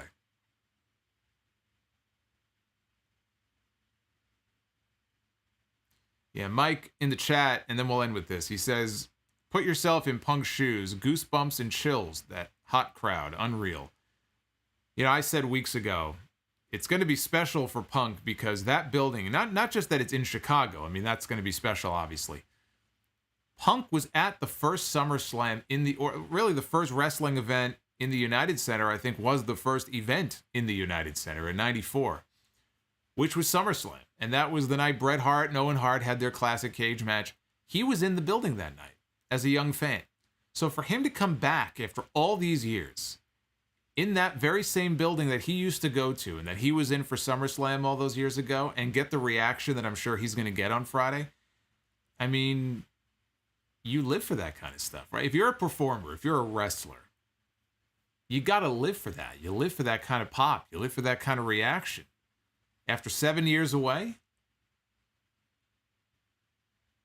it's going to be special for him, I'm sure. It's going to be a fun night. Clag Daddy. Hi, Solomonster. Huge fan since about episode 70. Don't often catch the live stuff being in Australia. About time that I dropped in and supported you. Thank you. From all the way over in Aussie land, we have Clag Daddy joining us tonight. Welcome, Clag Daddy, a new channel member. Happy to have you part of the crew. And Abdul Rahman, will under 1 million be a disappointing number for Rampage? I believe it will. I believe anything under 1 million to me would be disappointing. But it's part of this grand experiment where they're promoting something that they didn't really actively promote, right? So you don't know what kind of audience you're going to get. If they had just come out and said, hey, CM Punk is going to be in Chicago on Friday, you would have had a lot more people tuning in than are going to tune in on Friday. I don't know how many more. So by doing it this way, they could be sacrificing a couple of 100,000 viewers. But will they still be able to get over the million mark just based on online hype? I think they have to. Otherwise, I look at it as a disappointing number. So I'm predicting 1.3. That's my prediction. Shark Riley in the chat. Hello, Solomonster from Ukraine. What's going on, Shark? One of my good friends, his family is from Ukraine. One of my favorite restaurants in Manhattan is a Ukrainian diner called Veselka. 24-hour Ukrainian diner. They got great food there. I love me some Ukrainian food. CM Punk comes out to the sound off intro. That would be interesting. That would certainly be something.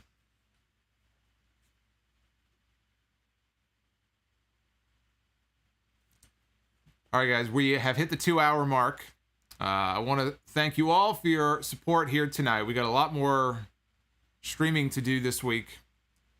I'm going to be live again in less than 24 hours with SummerSlam predictions. And I hope you will join me then. Even if you're not interested in SummerSlam, join me anyway. Come support the channel.